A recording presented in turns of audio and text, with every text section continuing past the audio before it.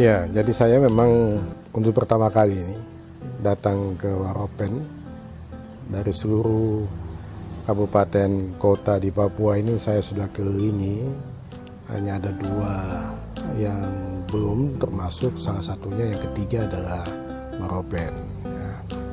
Dan beberapa kali memang saya sudah sampai ke Serui untuk sampai ke Waropen, tapi ternyata memang Tuhan berkehendak lain. Saya tiba di Waropen ketika saya menjadi PJS Bupati. Ini juga satu kesyukuran yang luar biasa. Saya terlahirkan di Fakfak yang juga daerah pantai.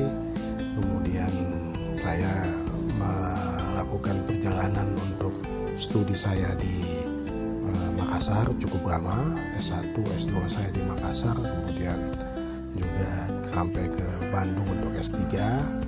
Dan saya mulai karir saya sebagai PNS itu sebagai dosen divisi Uncen Jayapura, dan kemudian beberapa jabatan sudah saya lalui sebagai anggota KPU. Kemudian saya juga menjadi pembantu dekan 1 divisi Uncen. Kemudian juga saya dipercayakan sebagai asisten deputi di Kementerian Pemuda dan Olahraga, dan terakhir menjadi kepala Bapeda yang cukup lama, 6 tahun 3 bulan saya menjadi kepala Bapeda Provinsi Papua, dan akhirnya menjadi asisten bidang perekonomian dan kesejahteraan rakyat.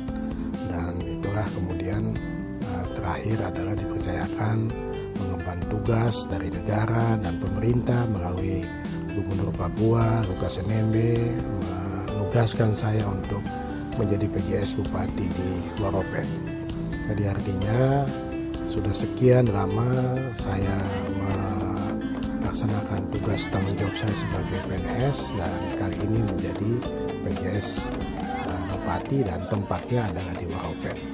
Saya kira ini adalah jalan Tuhan, ini adalah bukan kebetulan, tetapi ini adalah suatu rencana baik dari Tuhan Yang Maha Kuasa kepada saya.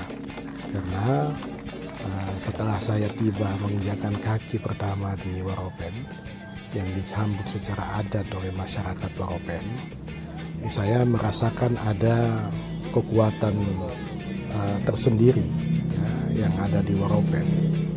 Sebagai pejabat yang lama bergelut di bidang perencanaan, naluri perencana saya itu kemudian terasa bahwa memang Waropen ini ternyata jauh dari apa yang dibayangkan, apa yang menjadi cerita banyak pihak, bahwa Waropen ini adalah satu daerah di pesisir yang dikategorikan dalam tanda petik masih terbelakang ya. Dan ternyata setelah mulai melaksanakan tugas di Waropen selama 69 hari, ternyata apa yang saya bayangkan, apa yang saya pikirkan ketika awal saya menginjakan kaki di tanah Waropen ini satu demi satu terbukti ya. Pertama, saya melihat Waropen ini sebagai suatu kekuatan. Kekuatan bukan untuk masyarakat Waropen, tapi kekuatan untuk Saireri. Ya, kita tahu bahwa dalam perencanaan pembangunan Papua ini Papua dibagi di dalam 5 kawasan pembangunan, yaitu berdasarkan adat budaya yang kita sebut dengan pembangunan paradigma pembangunan yang spasial sosio-kultural. Artinya pembangunan kewilayahan berbasis sosial budaya. Dan kemudian kita membagi Papua dalam 5 kawasan pembangunan, yaitu kawasan Mamta, Jayapura dan sekitarnya, kemudian kawasan Lapago, itu Wamena dan sekitarnya di Pegunungan Tengah, kemudian kawasan Mepago, itu Nabire dan sekitarnya, kemudian kawasan Animha, itu di Merauke dan sekitarnya, dan kemudian yang terakhir adalah kawasan Saireri yang ada di Teluk Saireri ini, yaitu antara Biak, Waropen, kemudian Kepulauan Yapen dan Supiori. Nah, khusus untuk Saireri, ya, ternyata bahwa yang selama ini kita melihat tadi yang saya katakan bahwa Waropen ini adalah salah satu wilayah yang paling terbelakang di kawasan Sereri. Ternyata setelah saya sampai di sini dan saya melihat dengan mata kepala saya bahwa Waropen harusnya tidak diposisikan sebagai wilayah yang terbelakang. Ya. Waropen ini memiliki kekuatan yang luar biasa yang bisa menopang masa depan wilayah kawasan Sereri. Ya. Sebagai contoh misalnya satu-satunya wilayah di Sereri yang ada di Pulau Besar Papua itu adalah Waropen. Ya. Jadi kalau Biak ada di kepulauan, kemudian Yapen ada di kepulauan, Supiori ada di pulau, tapi Waropen ini ada di daratan besar Pulau Papua. Ini kekuatan yang tidak dimiliki oleh kabupaten yang lain tadi. Ya. Kemudian kekuatan yang kedua yang menjadi modalitas bagi Waropen adalah bahwa wilayah Waropen itu ada dari wilayah di pesisir sampai ke wilayah pegunungan.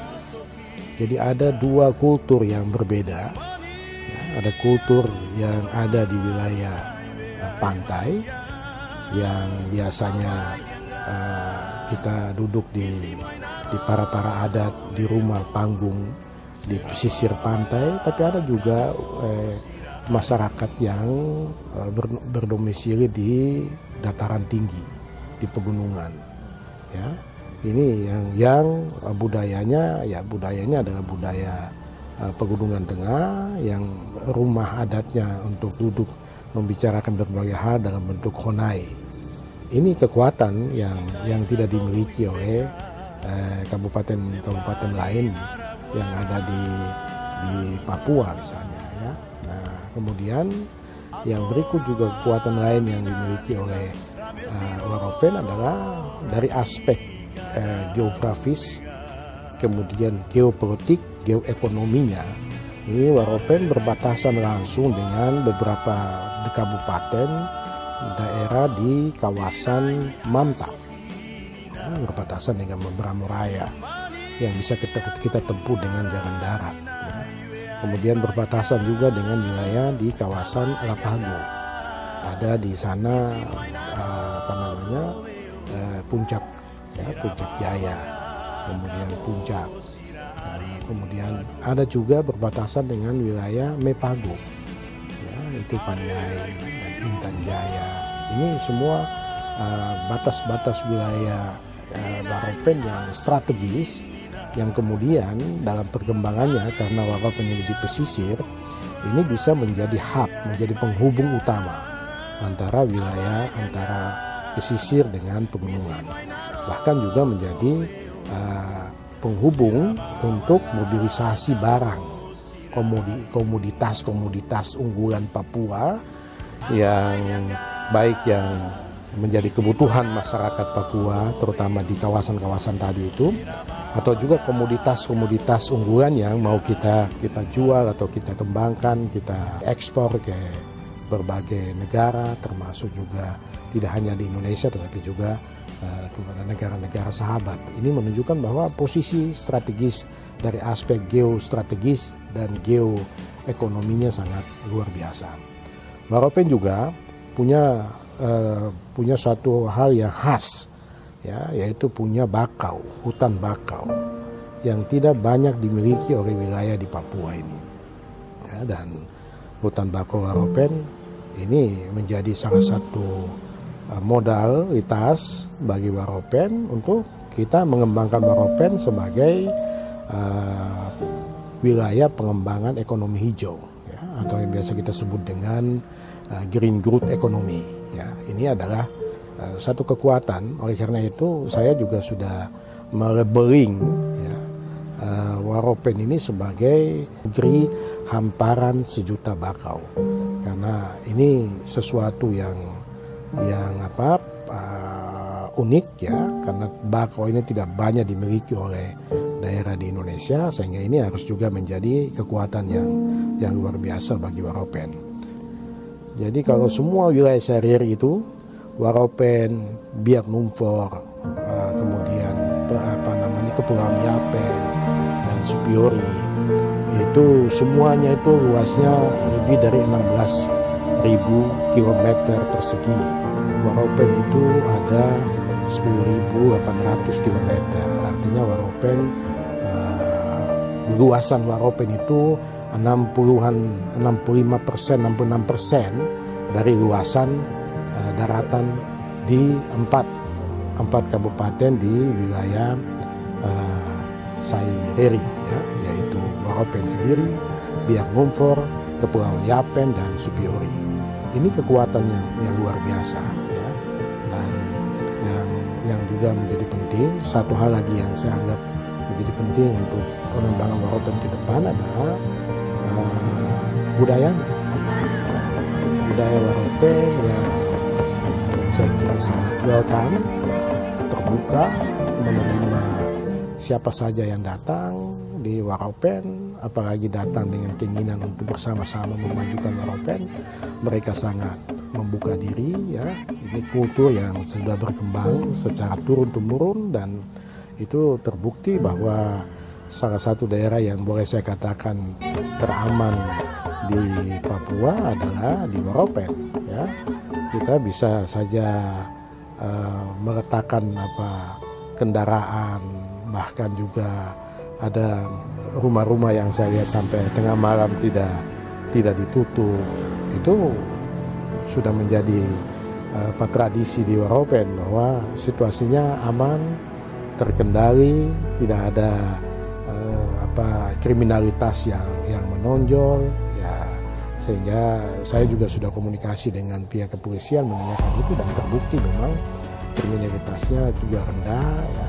Paling ada 1-2 yang kaitannya dengan KDRT itu, tetapi kita tidak menemukan ada yang orang Waropen yang kemudian sampai mabuk, kemudian mengacaukan di sekitarnya. Ini tidak terjadi di Waropen. Oleh karena itu saya punya pemikiran bahwa sebenarnya Waropen ini cocok untuk menjadi porosnya Saireri. Waropen ini harus menjadi kekuatan untuk pengembangan Saireri di masa depan. Karena tadi dengan potensi yang dimiliki, dengan lahan luasan yang begitu luar biasa, kita bisa kembangkan dia sebagai porosnya Saireri. Ya. Sehingga pengembangan Saireri ke depan itu harusnya dimulai dari Waropen. Ini menurut pemikiran saya sebagai mantan Kepala Bapeda Provinsi Papua 6 tahun 3 bulan, naluri saya, insting saya sebagai perencana melihat prospek Waropen ke depan sangat menjanjikan, ya, karena perubahan itu harus dimulai dari diri sendiri, ya, dan Tuhan juga sudah memberikan peringatan kepada kita bahwa Tuhan tidak akan merubah nasib satu kaum kecuali kaum itu sendiri yang merubahnya. Bahkan juga Samuel Ikenye pernah juga menyebutkan bahwa walaupun ada orang pandai yang diberikan kepandaian, yang punya ma'rifat, ya, kalau mau merubah bangsa ini tidak akan bisa dilakukan. Bangsa ini akan berubah kalau bangsa ini sendiri yang melakukan perubahan itu. Ini semua adalah pesan-pesan spiritual, ya, yang saya kira harus menjadi kekuatan bagi kita, bahwa saatnya kita ini harus bersatu, kita harus bergandengan tangan, merapatkan barisan untuk melakukan perubahan, ya, terhadap diri kita, terhadap wilayah kita, terhadap Waropen, sehingga Waropen nanti akhirnya bisa menjadi poros Saireri.